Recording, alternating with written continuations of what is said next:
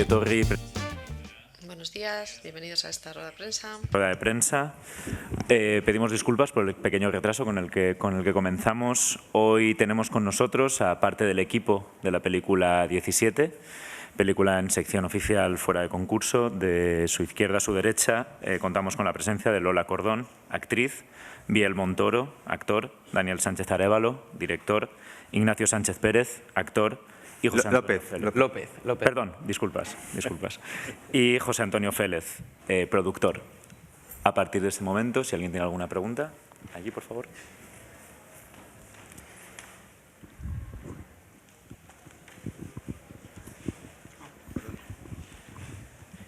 Sí, buenos días. Pues nada, ante todo, enhorabuena. Ha sido una fiesta. No solo las carcajadas, los rostros distendidos del público al salir, pues reflejan todo un premio, ¿no? La conjunción de humor e ironía, la ironía impregna no solo el guión, sino toda la película. Y en este sentido quería preguntar al director qué cineasta estaría detrás de esa impronta, ¿no? El dios de Fernando Trueba, Billy Wilder, quizá. A los actores querría preguntarles, bueno, felicitarles por el tándem que hacen. Bueno, todos están magníficos, hasta el perro, ¿no? Con esas posturitas que se le hace hacer.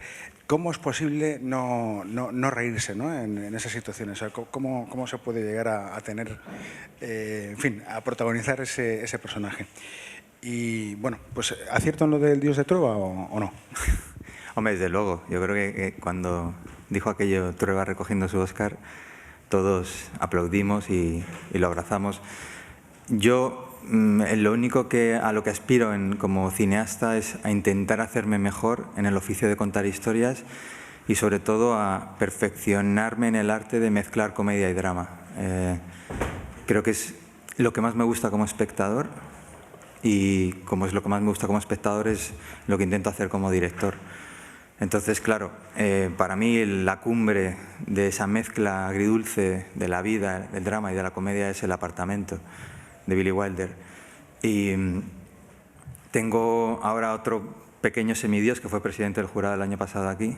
Me hubiera encantado coincidir con él, aunque solo sea para darle la mano, Alexander Payne, que hace ese cine absolutamente inclasificable entre, bueno, tipo Nebraska, Entre copas, Los descendientes. Películas que bordean, o sea, muy pegadas a la vida y a la realidad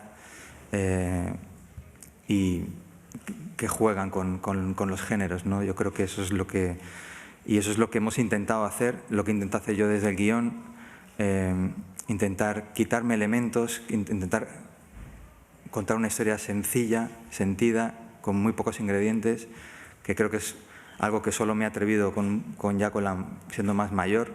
No sé si más maduro, pero más mayor por lo menos, en el cual, bueno, mis pelis han sido bastante abigarradas, con muchos personajes, muchas tramas, cosas a las que agarrarte. Por si acaso esto no te gusta, no te preocupes que tengo otra. Aquí no, esto es una película muy desnuda, con dos hermanos protagonistas en un viaje, en una sola línea argumental, y entonces todo el trabajo que ha sido de quitar y no forzar nada, ni forzar el humor, no forzar el drama y dejar como que la vida se cuele un poquito en la película, a pesar de ser una ficción. Sí, yo creo que una de las claves fue que en ningún momento nosotros estábamos haciendo una comedia y creo que a raíz de eso es cuando puedes ver, cuando te puede salir la sonrisa, cuando ves a unos personajes que están entregados a algo. Yo no tuve en ningún momento la sensación de que estábamos haciendo una comedia y creo que es un poco lo que responde a tu pregunta también. Tú reírte no te ríes mucho, ¿no? No. No, realmente la comedia de mi personaje está en eso, ¿no? En que no entiende, en que no juega el mismo juego que su hermano y es desde el estar en el personaje donde se crean las situaciones de comedia. Es lo que decía Nacho, que la comedia viene dada por la situación verosímil, real que se crea y no tuvimos sensación de estar haciendo una comedia. Y fíjate que necesitan reírse esos personajes, ¿eh? Sí. Y abrazar. Fíjate, si ellos no entienden, imagínate yo. Todavía entiendo menos. favor. Hola, enhorabuena, me ha gustado mucho la película. Yo quería preguntar qué es tarapara o qué significa. Yo prefiero dejarlo un poquito en el aire, pero a mí me gusta lo que significa. La cantidad de cosas que se pueden expresar con una sola palabra, en un mundo en el que está lleno de palabras y estamos todo el día hablando, pero no nos entendemos, no nos ponemos de acuerdo, que las palabras al final no dicen nada y se pierden. Me gustaba mucho un personaje que con una sola palabra podía expresar todo tipo de emociones, deseos, decir sí o no. Y luego me gustaba mucho también que cada uno de los hermanos interpretara esa palabra a su manera, ¿no? Y a su propia conveniencia.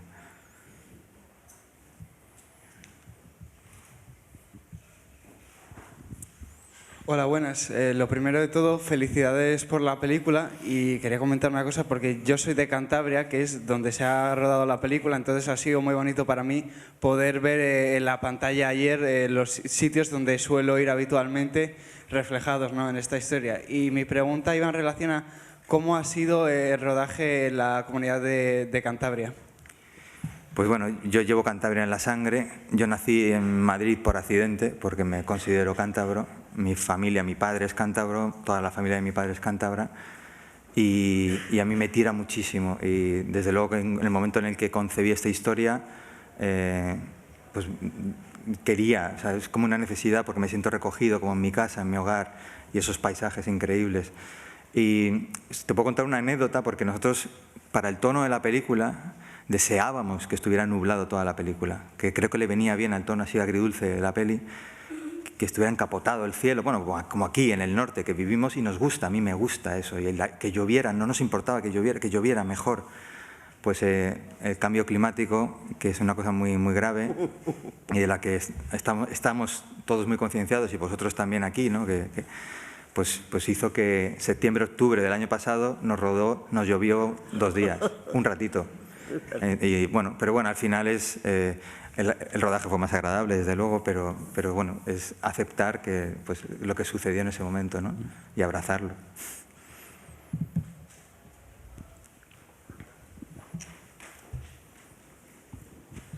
Muy buenas y enhorabuena por la película. A ver, como voluntario en una protectora, que yo los fines de semana voy a sacar peludos allí a pasear, bueno, ellos me sacan a mí a pasear. Quería agradecerte públicamente, Daniel, el que se le dé un poco de visibilidad a este tipo de asociaciones. Muchas no reciben ayudas públicas, lo pasan muy mal.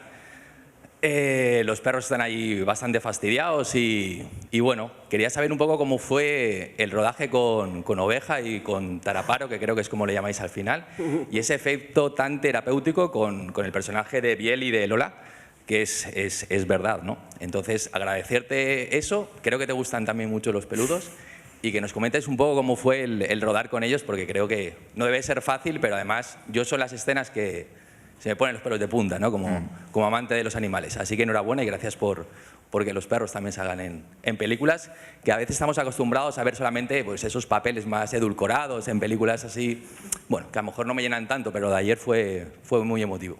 Gracias. Qué guay, gracias.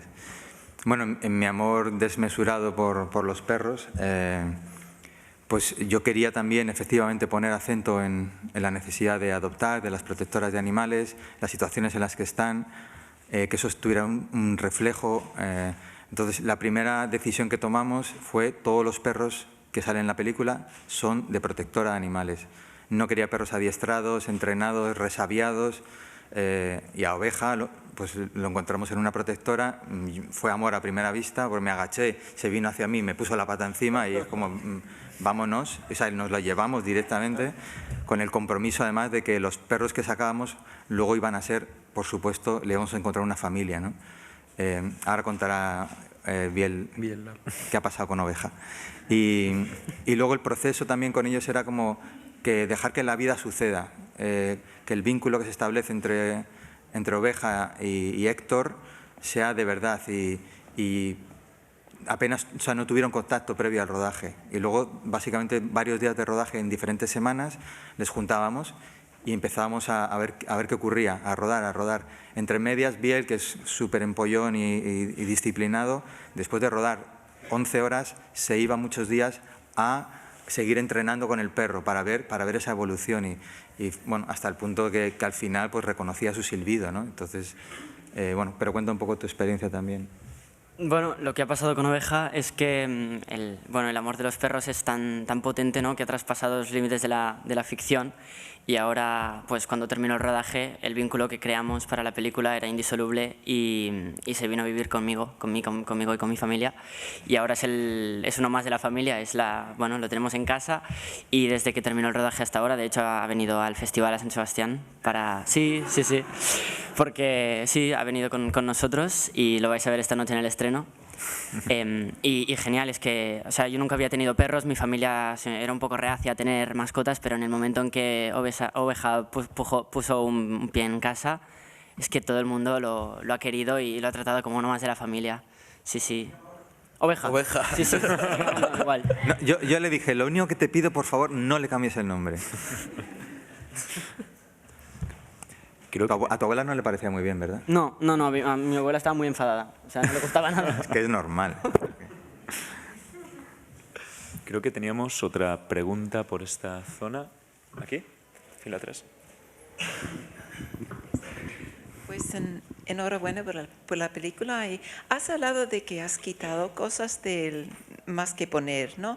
Y quería saber si lo tenías claro desde el comienzo de quitar la muerte de la abuela de la película y terminarlo con los hermanos. Efectivamente, en esta cosa de no forzar ni la comedia ni el drama, yo cuando empecé a escribir no sabía qué iba a pasar con la abuela, no lo tenía claro. Ni siquiera con el perro de 3 patas, que está en condiciones ya... También está muy, muy anciano. Además, efectivamente, el perro que cogimos se llama Curro, pues es un perrito pues que su dueño murió, acabó en una protectora y bueno, ahora tiene una dueña maravillosa que nos acompañó también durante todo el rodaje, que es un perrito muy, muy anciano. Entonces era como, no sabemos qué va a pasar. Y en ese... En ese quitar, en ese no forzar las cosas, de manera natural, cuando escribí el guión, no quise... O sea, yo creo que la abuela se ha puesto enferma y al borde de la muerte solo para que estos dos descerebrados se pongan de acuerdo. Y una vez que eso está resuelto, bueno, puedo aguantar no sé cuánto más, pero algo más puedo aguantar. Tenía una mala leche. ¿Yo mala leche?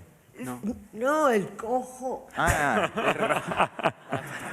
Taraparo, sí, es... Bueno, es que es cojo. Es un veterano de Vietnam, o sea, y es muy mayor. ¿Qué esperas? Cascarrabias como todos. Sí.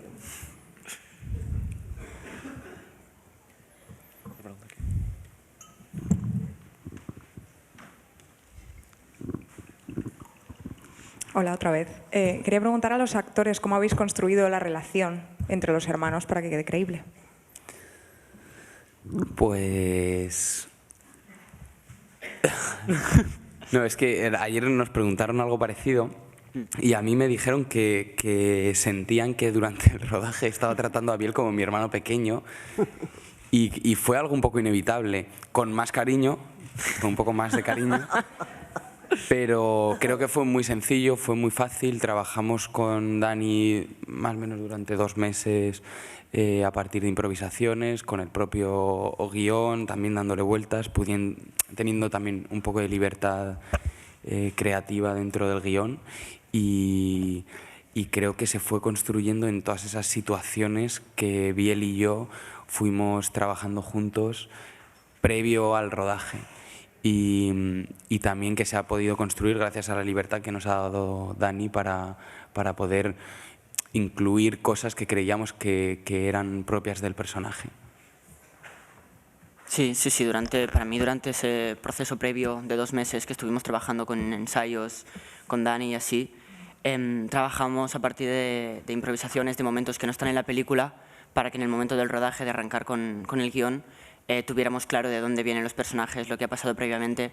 Y ahí, improvisando, es donde se establecieron un poco estos roles y los vínculos que, curiosamente, a mí también me pasaba que lo sentía que muchas cosas que se habían creado con Nacho, o cómo veía yo a Nacho, también las sentía con mi hermano en la vida real, ¿no? Que se establecieron un poco esos roles durante el rodaje de hermano mayor y hermano pequeño. Y a mí me ayudó mucho el trabajar 2 meses previamente para llegar al rodaje con la relación bien asentada y el personaje bien cogido. Pero es verdad que ya desde el casting hubo una comunión entre ellos dos. Yo me enamoré de ellos por separado viéndoles y en el momento en el que me han preguntado muchas veces por el casting y es que fue bastante rápido porque en cuanto les vi dije, creo que los tengo, les puse juntos y fue inmediato. Y porque hubo algo de la complicidad y la conexión entre ellos dos que son cosas que, bueno, que suceden o no suceden. Y es verdad que luego, como además ha sido un rodaje en Cantabria, hemos estado como muy aislados, había muy pocos actores, entonces, bueno, yo les he visto cómo se arropaban, cómo se acompañaban en todo este viaje y para mí ha sido súper bonito, ha sido una experiencia también de darles un vehículo a estos dos animales y que son actores de los que a lo mejor a la gente no conoce mucho, pero que están aquí para quedarse y que para mí es como un orgullo tremendo.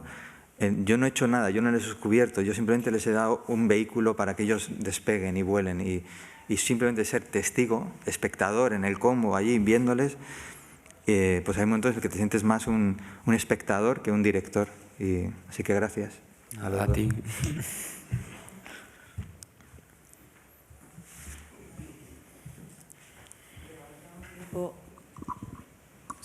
Llevabas un tiempo ya escribiendo con La isla de Alice. ¿Cómo vuelves a la dirección? ¿Cómo te surge el proyecto?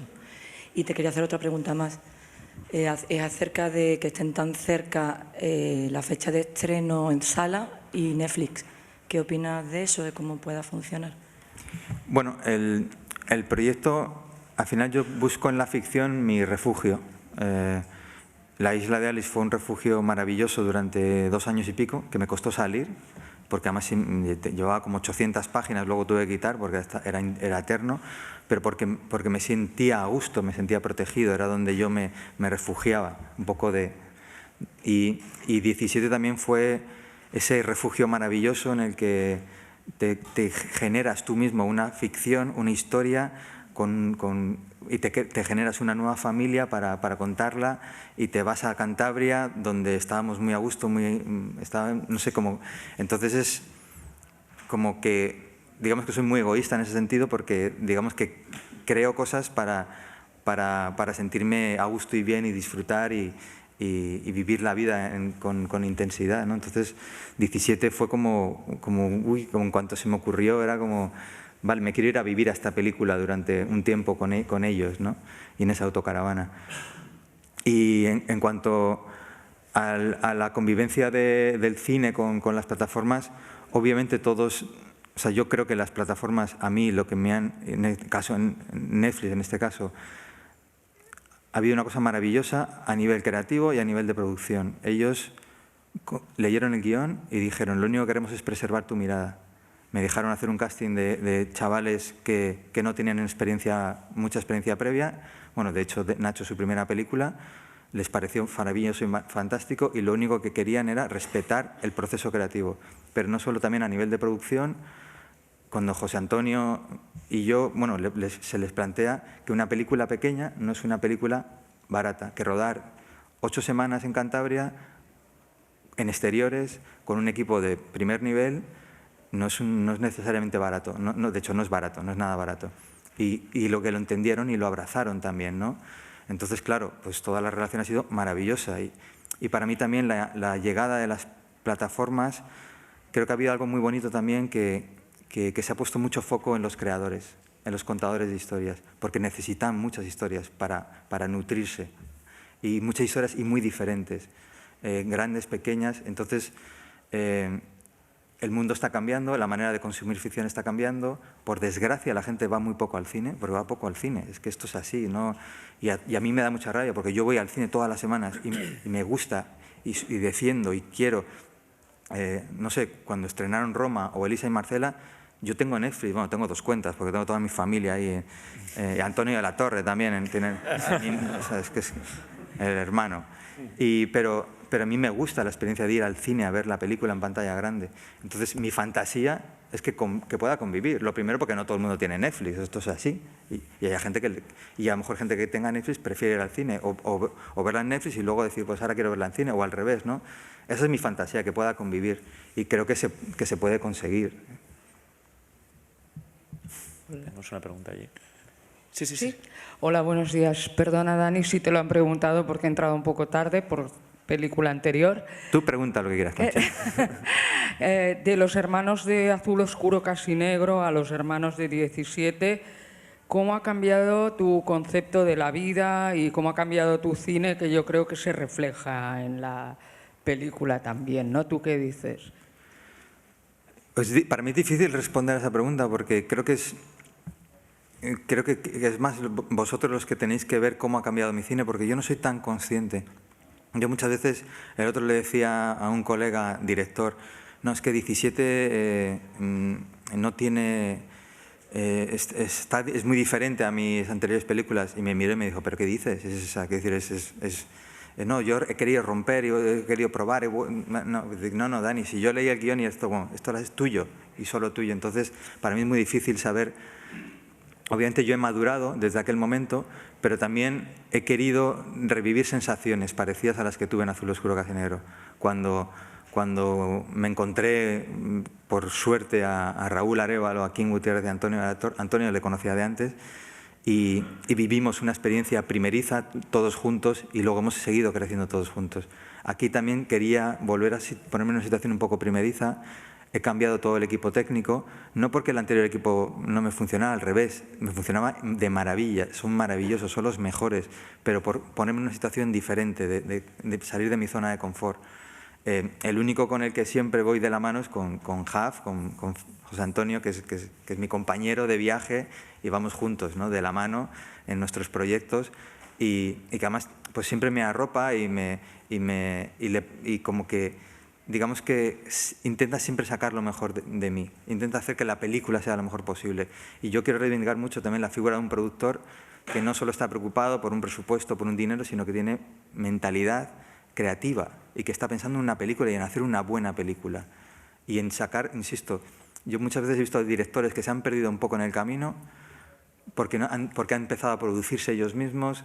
Y entonces, pues también te quiero dar las gracias, Jaf, pues porque en ese camino juntos él se conoce mis manías, intenta que me quite un poco mis manías, me da toques de atención, pero con cariño, ¿sabes? Y eso, al final, eso te lo agradeces mucho porque sientes que tienes una red alrededor que te protege, ¿no? Y que lo único que quieres es lo mejor para ti y para la película. Muchas gracias, Dani, por alusiones.